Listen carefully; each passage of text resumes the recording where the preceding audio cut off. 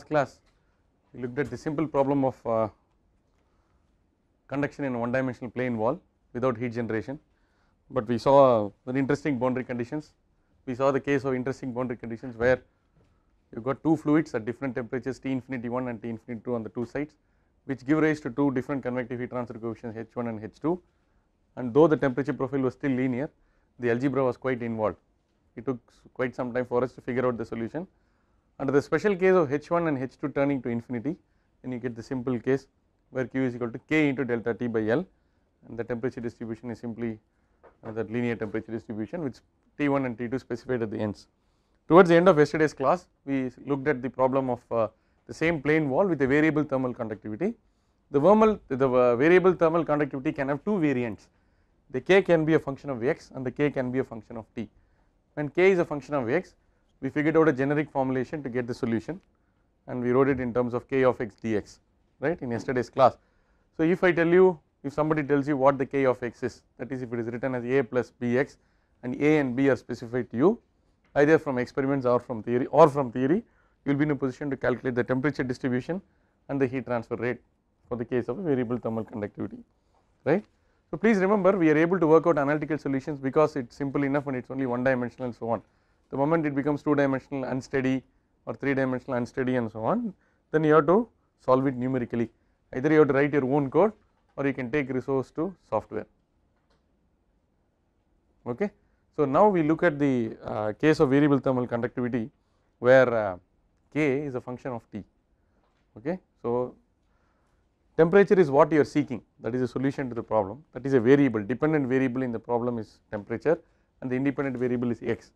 Unfortunately the K, which is the property thermal conductivity, itself depends on T, okay. Many times K is a function of temperature, therefore variable thermal conductivity is not just an academic exercise, it is an important practical problem. So we will look at a not a very elementary case, but a reasonable linear model for thermal conductivity. So it goes as K is equal to K naught into 1 plus alpha T, right. So if you have done experiments, you got various values of K measured for various values of temperature, you can do least square regression and get the values of alpha and K naught if you have a model like this, right.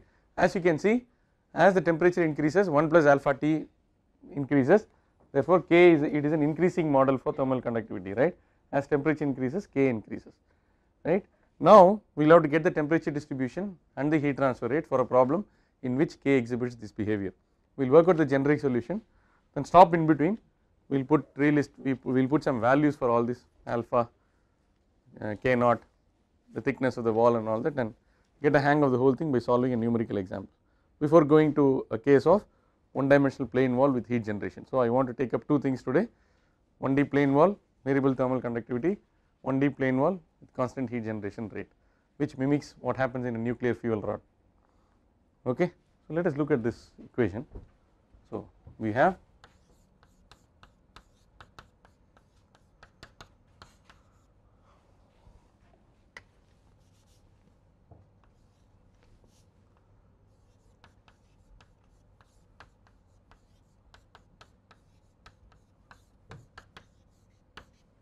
sometimes I use QV, sometimes I use Q triple prime, so you can be consistent, okay. So whichever you prefer you use, basically it is watts per meter cube.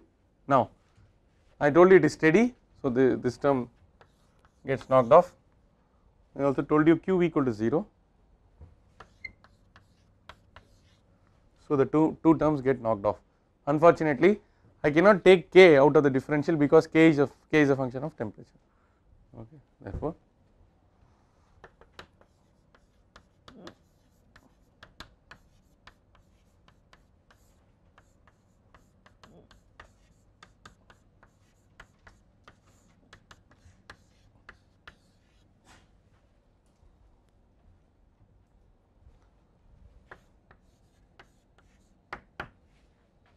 BC is boundary condition.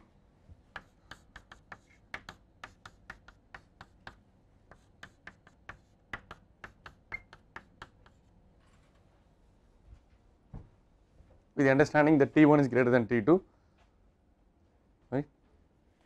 it can also be the other way,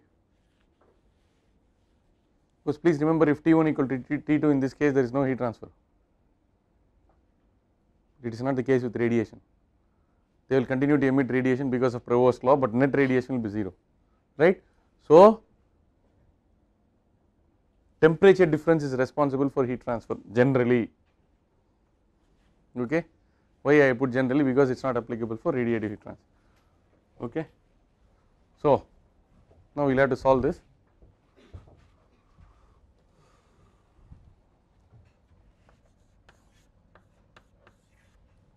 I can use the linear model for thermal conductivity K.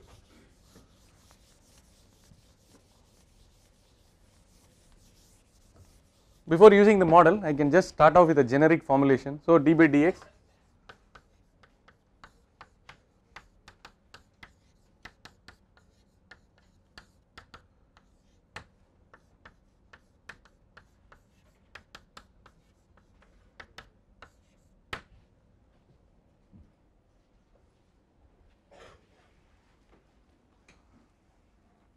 what is K dt by dx? Heat. Minus of heat flux, correct. I would like to use Q itself and QV for volumetric heat generation rate. Suppose you do not like it, put the double prime so that you are sure that it is watts per meter square, okay. Let us keep it like this.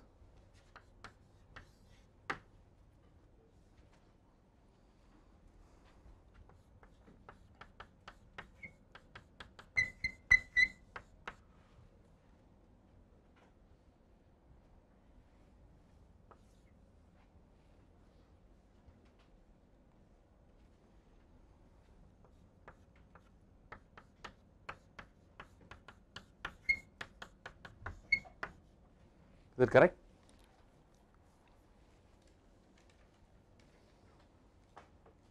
A is a constant, integral dx 0 to L is L, is that okay?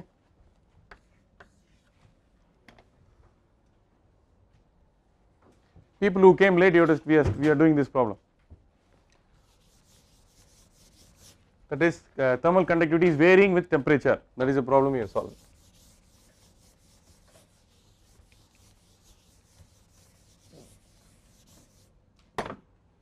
I am proceeding from 6. So, what can I say about this? A is equal to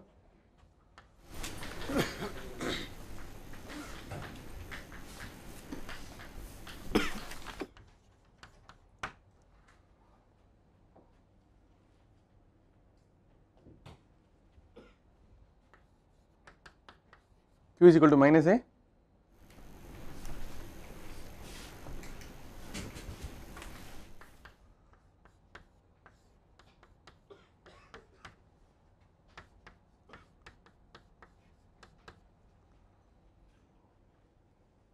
I just change T1 to T2.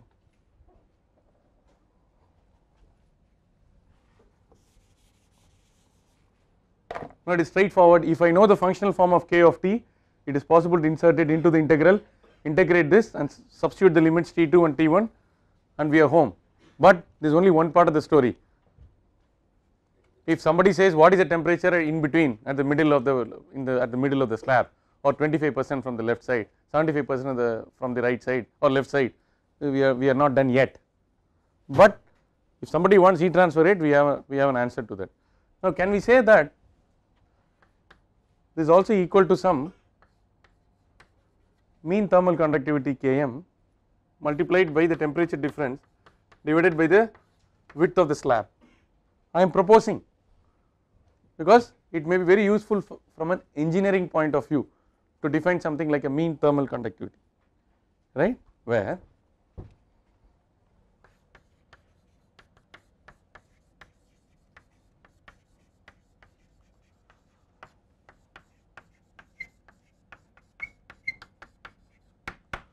did you guys do this in the basic heat transfer course? ME 317 you have not done, people from outside you have done, okay. So now we get an expression for Km. What is Km?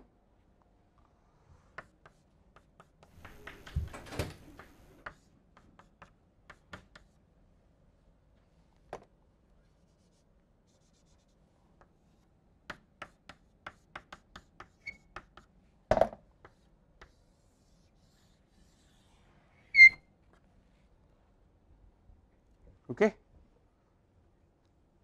The first step in solving such a problem would be to get the expression for K of t, put it into the integral, evaluate the mean thermal conductivity, and mean thermal conductivity into delta T divided by L will directly give the Q. First part of the problem is over. The second part involves getting the temperature distribution, it is slightly more involved. Is this clear now? Now let us assign some values, otherwise it is getting very dry. So we will assign some values and try to solve this problem.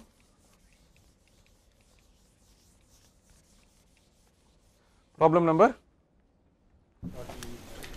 40. New notebook, Vikram? 42. Problem number 42, good. Problem number 42, consider the one dimensional slab given in the figure. Consider the one dimensional slab given in the figure.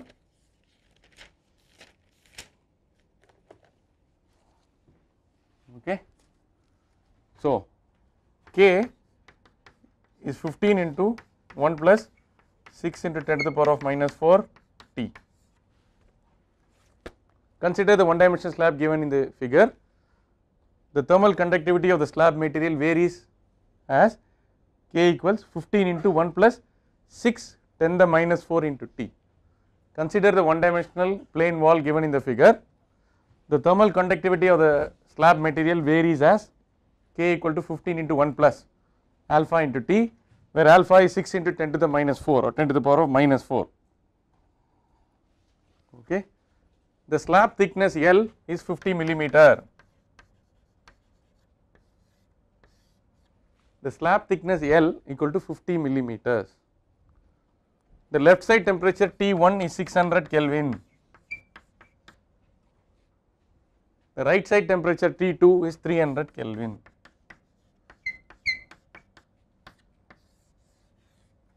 So left side temperature is 600 Kelvin, right side temperature is 300 Kelvin.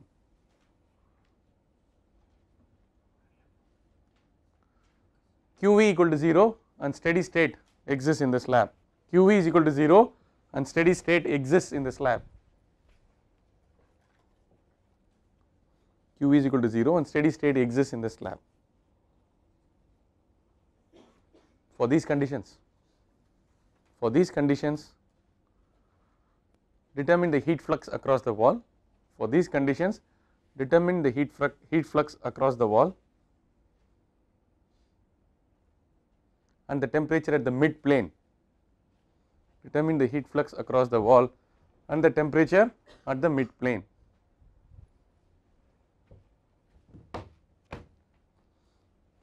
And the temperature at the mid plane. Okay. We will start solving the first part. Okay.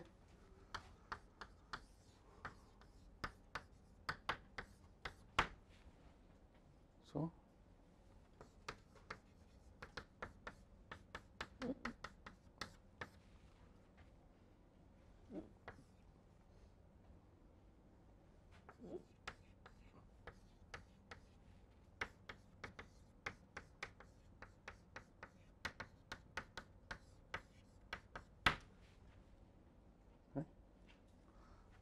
first get the mean thermal conductivity.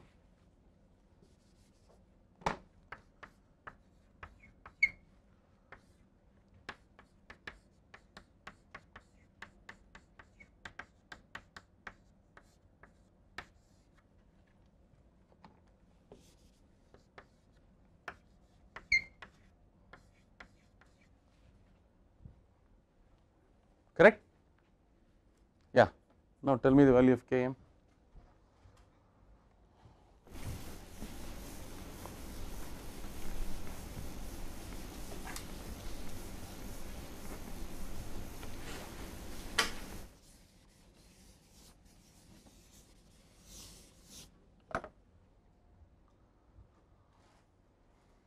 Okay. So, Km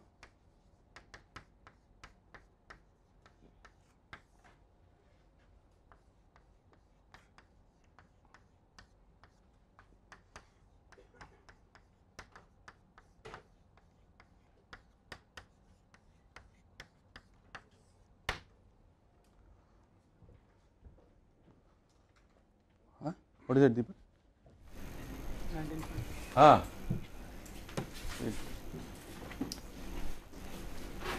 19.05. 19.5. Okay.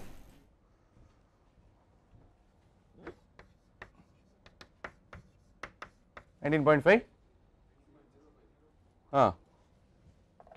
Yeah, 19.05. 19.05 watt per meters per Kelvin. Fine.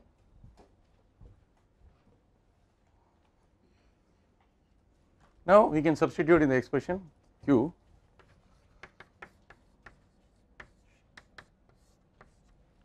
The heat flux is the product of mean thermal conductivity into delta T by L.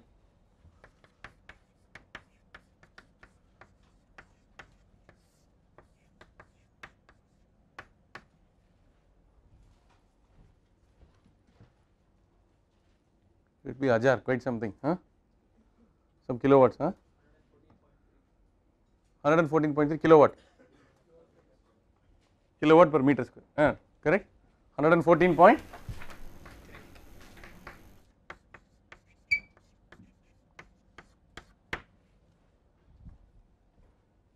So, it is a reasonable thermal conductivity corresponding to stainless steel, terrific temperature difference of 300 Kelvin. Okay, so, we expect a reasonable heat flux of 114 kilowatt per meter square, alright. Okay, but this is not the full story. Okay, the second part is more involved. What is the temperature at the mid plane? That is at x equal to 2.5 centimeter or x equal to 0.025 meter. Okay, so that is going to be a little more involved. Let us see how it. So, this is okay up to this. Rohit, it is clear? Kaustubh? No. The second part of the story is difficult. So,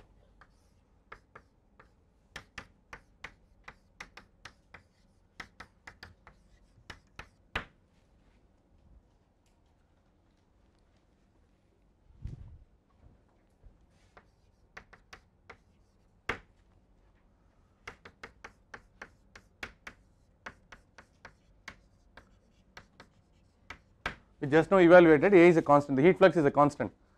One dimensional plane wall, no heat generation, steady state, whatever is coming from the left side has to go on to the right side.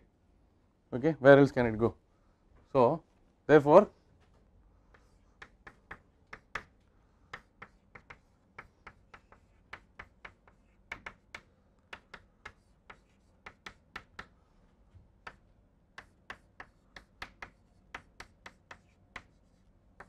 what is the x we want to do? X equal to 0.025 mid plane.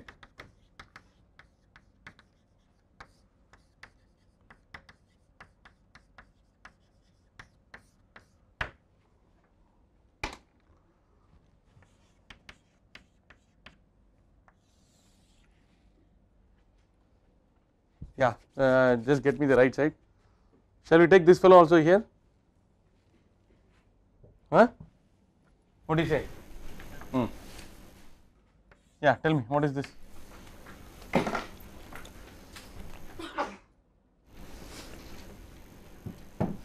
Ketan, right side. Watch out, kilowatt. That's all, everything taken care of. Minus 190.5, very good.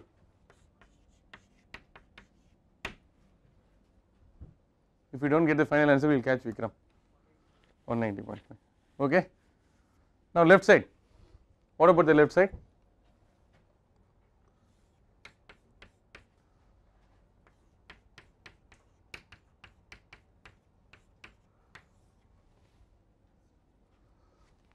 What is T1?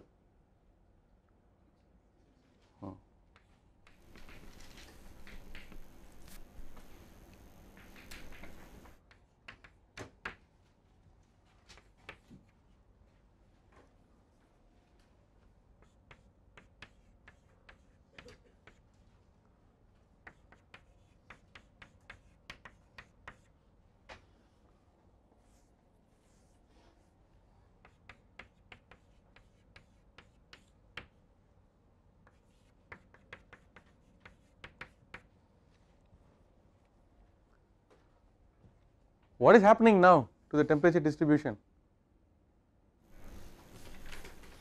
You have to solve a quadratic. See, you have a very simple linear temperature distribution. Now, linear temperature distribution, constant thermal conductivity, linear thermal conductivity, quadratic temperature, quadratic thermal conductivity, cubic temperature. It will keep on in the difficulty level will escalate. Now, I hope to get a reasonable temperature, I do not know. So, let us see. So, this is 3 into 10 to the power of -4 T square plus T minus 600 minus 3 into 10 to the power of -4 into 600 square plus 190.5 equal to 0. Divide throughout by 3 into 10 to the power of -4 and make it into a decent quadratic equation. What do you get? 4? Very good. Okay, now let us write the quadratic.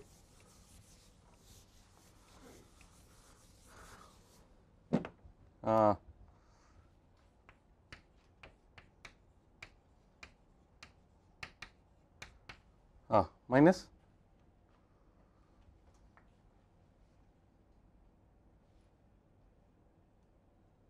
what is the quadratic? You there is a provision in the calculator, is it?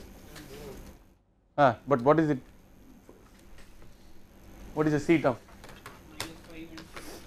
Pi 1? That is divided by 175. Some Hajar. 1 point? 455 10 power 6. On solving?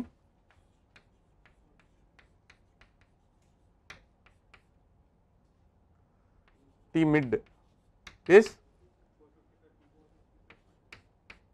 0.3.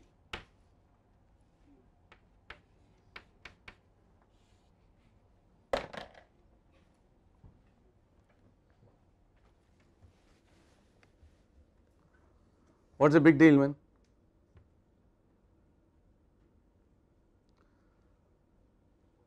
The layman who has no knowledge of heat transfer will try to guess that it will be 600 plus 300 by 2, but it is off by 5 Kelvin. You may say, what is there in 5 Kelvin? But suppose the K and the variation of K is much more severe and the two temperature differences are too much, then the layman approach will not work. You cannot simply take the arithmetic mean temperature difference and say that, because there is a physics associated with this problem. You should know the physics in order to get this. Are you getting the point? Therefore,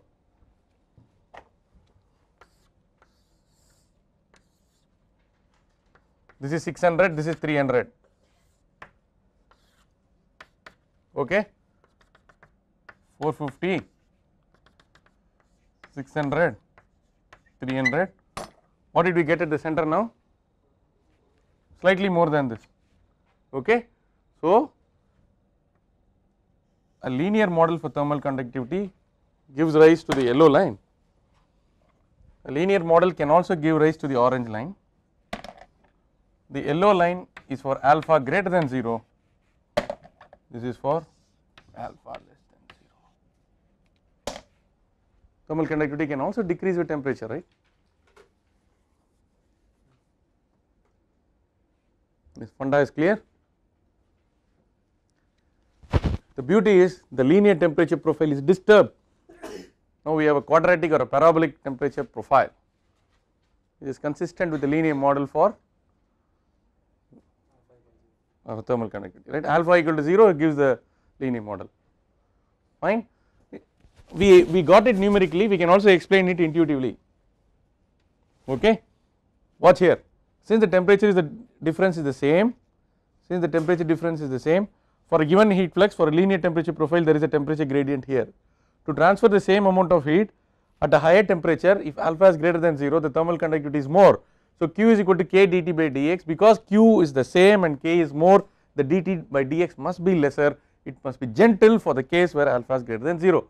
By the same token, for the same Q, if alpha is negative, then the K corresponding to the constant K model has to be lower. Therefore, the dt by dx has to be correspondingly higher to make up for the constant heat flux case.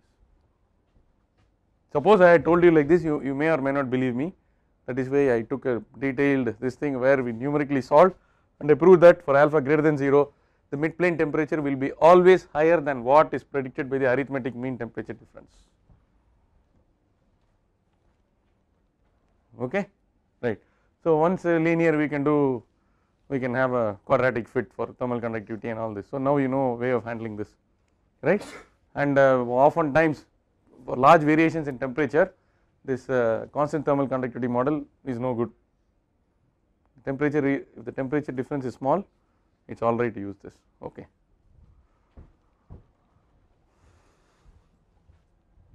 Now let us take the 1D plane wall with heat generation. The heat generation can take place because of a nuclear fission, or it can take place because of a chemical reaction and so on.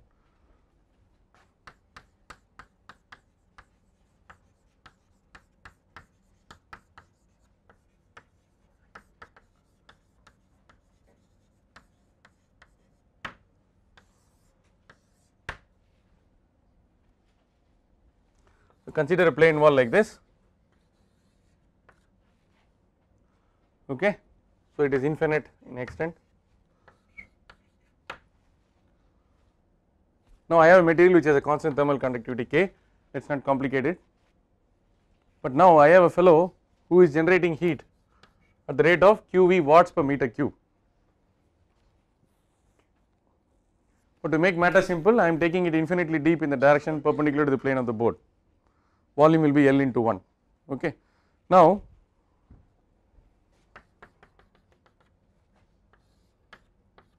for convenience I am starting x from here, please look at the board, I am starting, origin is here. So this is L, this is also L, the slab is of thickness 2L. If I leave him like this, what will happen? Without anything on the boundary, if it is both sides are insulated, what will happen? He is continuously generating heat, temperature will increase, no steady state will be reached. Therefore, I am cooling it on both sides, I am bathing it with a fluid, the cold fluid which has a temperature of T infinity and which gives a heat transfer coefficient of H. Suppose I have a fan or a blower or a pump which will pump the liquid, it has to be continuously removed, otherwise I am in trouble. Okay. So I have H, not H1, H comma T infinity on both sides.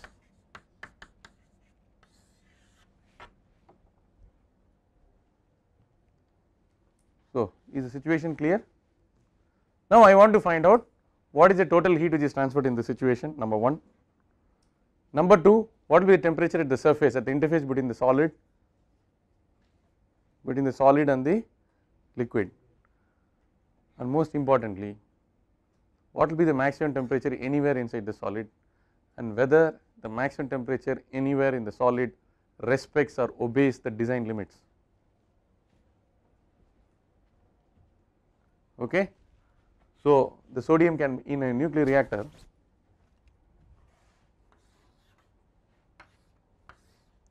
you do a lot of fuel rods like this, right? If you look at the top view, one of this top view, so there will be what are called hexagonal fuel sub-assemblies, it is called SAs. Each of these hexagonal fuel assemblies, there will be lot of circular tubes, they will be sheathed, like that you will have several hexagonal assemblies. Okay. There will be small gaps in between these tubes and there will be gaps between these two hexagonal sub-assemblies. So that is called the inter-wrapper distance. Then there will be, because packing density cannot be 100%, there will be some gap in between. So the sodium will flow from bottom to top. I am talking about sodium because the Indian reactor is sodium. So bottom to top the sodium will flow, it will pick up the heat, then it will go to a heat exchanger, then there is secondary heat exchanger where secondary sodium will pick up the heat from the primary sodium, it will get heated, then at the third stage this sodium will transfer the heat to the water, water will become steam and then it becomes a regular Rankine cycle. Okay. Now this pumping of sodium, this is the primary place where the fission heat is taken away by the sodium. So this heat transfer process is accomplished by the sodium pump. In the event of a tsunami or earthquake or in the event of a station blackout, this pumping system will fail. When this pumping system fails, the high values of H which you got with forced convection will suddenly go down. Then what happens is this temperature will dramatically increase. Alright, if immediately after there is a station blackout, there will be operators who will ensure that control rods are lifted and so that the reactor goes to subcritical conditions. But it is not like this. If you switch off this light, it will go, but nuclear reaction is not like, there is a half life. It will continue to generate heat for the next 24 to 48 hours. It may not be at critical conditions. Therefore, at a reduced power, fission heat will continue to be generated. Now, in the absence of a pump, can natural convection sustain? Temperature will no doubt increase, but it should not increase to a level at which it leads to what is called the core meltdown temperature. When the core meltdown takes place, here they have all this, they will have all this what is called the core catcher plate made of stainless steel. Once it is so hot, it will just penetrate, it will just make a hole and go deep, and then it will invade the soil and get in. Once it goes in, then it will horizontally spread. It will enter all your aquifers, this thing, it will enter the water, this thing, then with lethal radiation doses everywhere.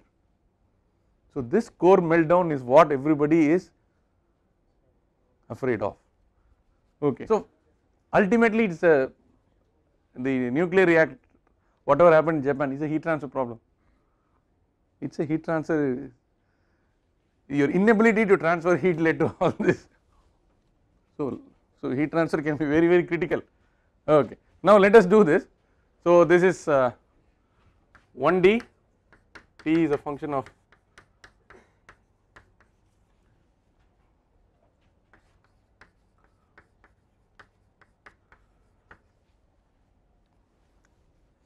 constant QV, then K is constant.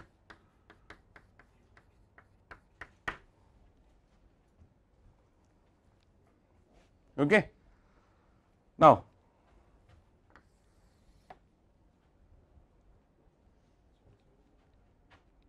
okay, so rho Cp steady state.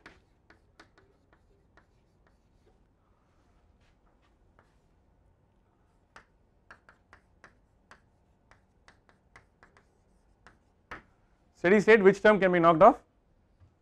Left side. Okay. So we have got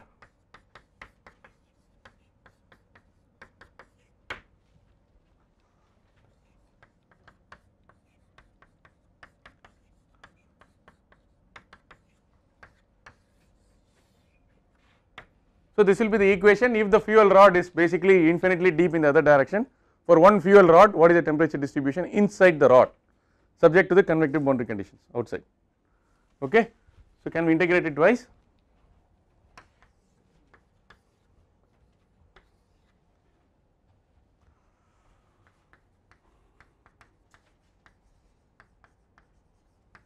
Integrating once,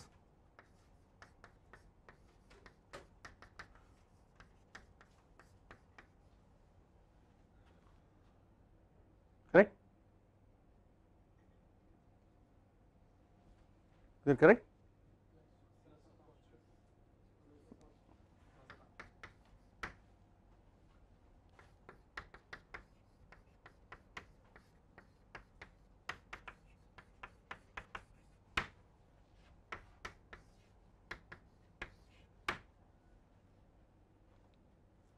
Now you will be easily able to see why I took the x equal to 0 at the center. At this, do you expect a symmetric temperature distribution about the center? If you have a symmetric temperature distribution around the center, dt by dx at x equal to 0 has to be 0. Therefore, which term will get knocked off here? A is 0. Okay. At x equal to 0,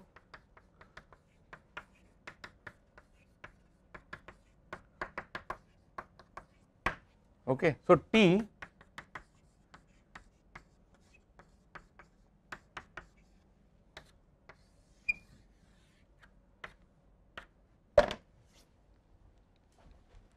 QV x squared.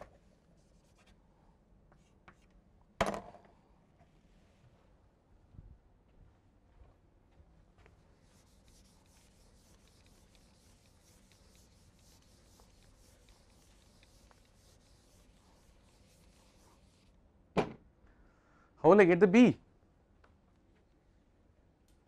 How do I get the B? What boundary condition?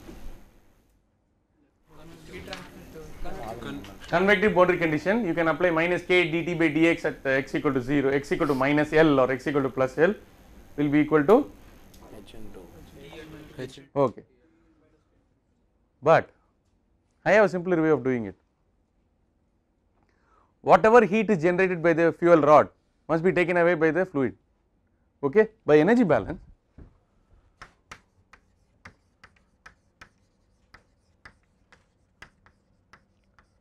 What is the heat which is generated by the fuel rod? QV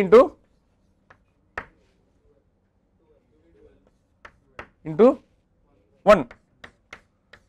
2L is the thickness, 1 is this, okay.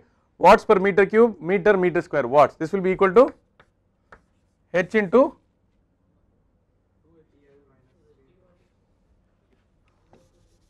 H into 2 into 1.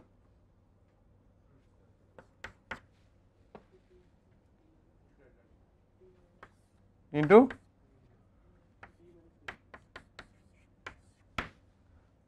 what is 2 into 1? 1 is this 1 meter square, 2 is left side, right side. Okay, so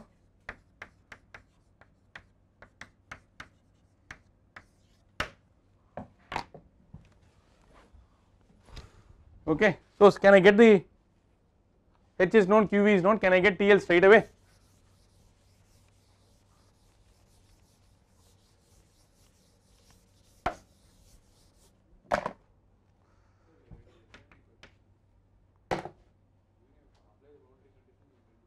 Yeah, but fine, but instead of doing mathematically I am doing physically.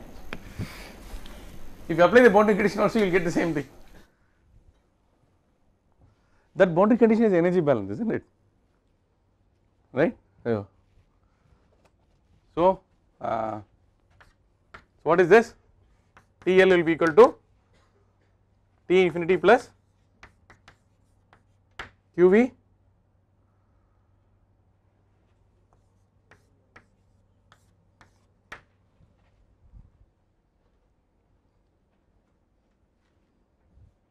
okay.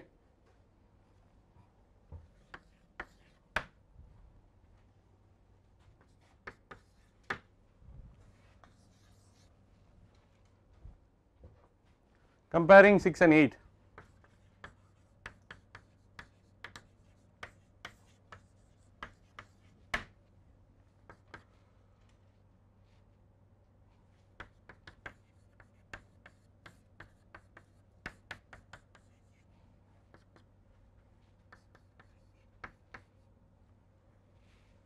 This is the fine, right? So this is known to us. Plus B, right?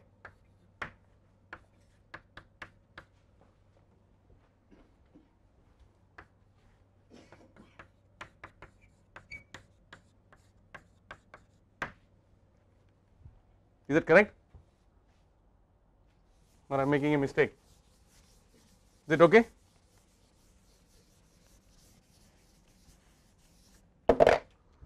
Therefore, T is equal to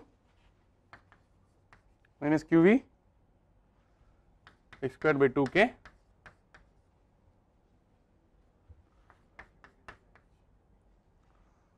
plus TL plus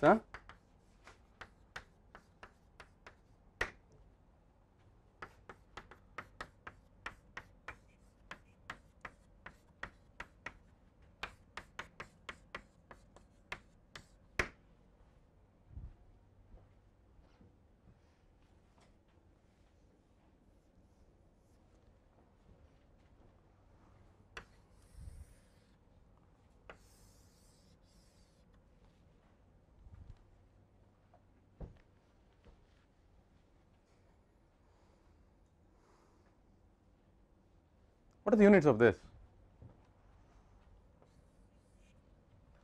Watts per meter cube, meter square. So numerator is watts per meter. This is watts per meter per Kelvin. Therefore, the unit is Kelvin. So this is something called the reference temperature excess, the reference temperature difference for the problem. this gives you the power of the heat generation to increase the temperature inside the wall.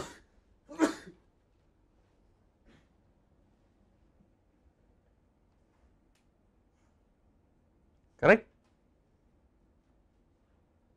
This is called the temperature excess parameter. So, easily it can be seen that at x equal to 0, the temperature is maximum. At x equal to L, this term becomes 0, T is equal to TL, that is already you know. What is TL? TL comes from the energy balance. Okay, let us solve an example.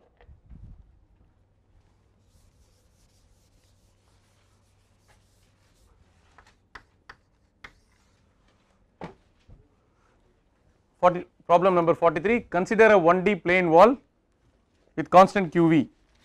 Consider a 1D plane wall with constant QV.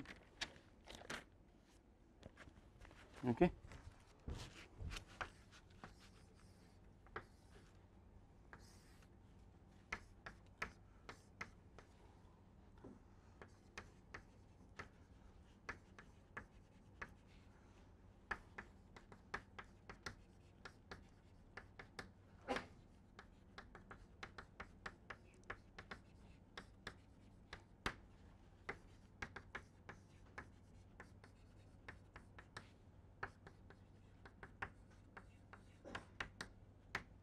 Consider a plane wall with a constant QV.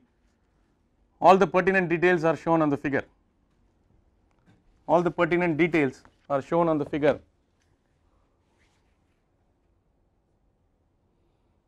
All the pertinent details are shown on the figure. Determine A. All details shown on figure. Determine A, surface temperature, and B, center temperature. Okay.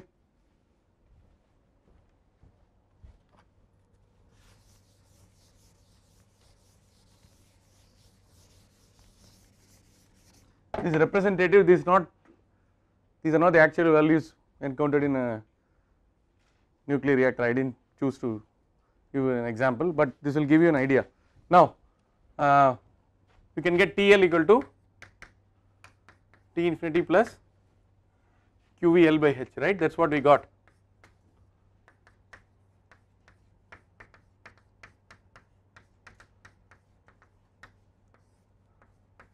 How much is this?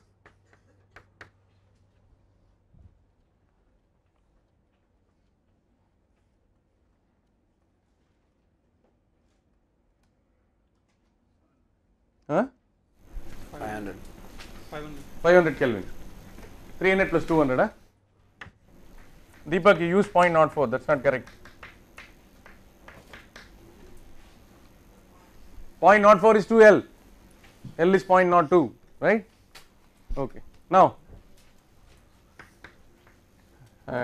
T center equal to 500 plus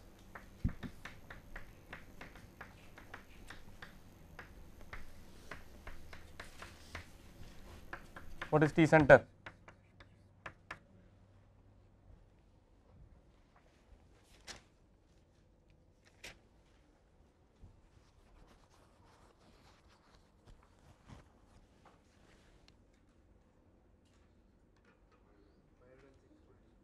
$506.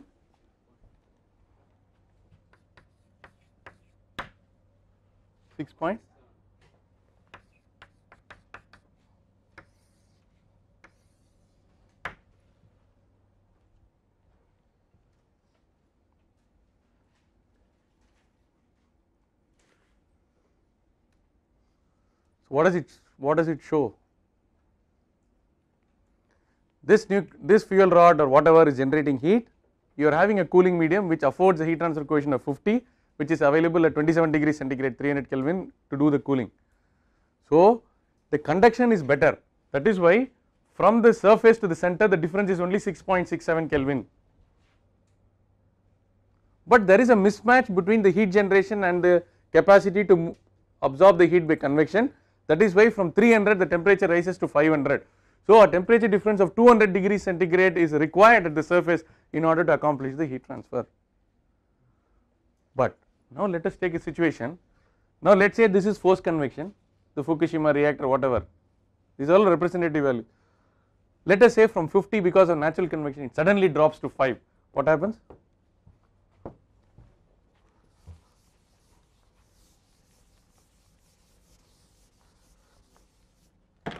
If H drops to 5,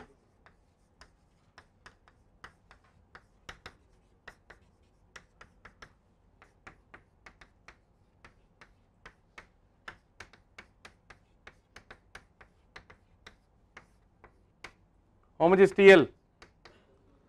Huh? What will happen to the fuel rod? Do not worry about one dimensional governing equation inside the rod, at the surface itself cups. This is what happens where if the pumps fail. Of course we assume a lot of things, steady state and all that, but this will be the starting story.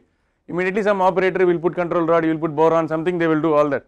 But immediately the first thing is there will be a thermal shock, right? The H drops and suddenly the fuel rod temperature they will start rising like mad. Okay, fine. We will stop here. In tomorrow's class we will look at extended surface heat transfer, that is fins.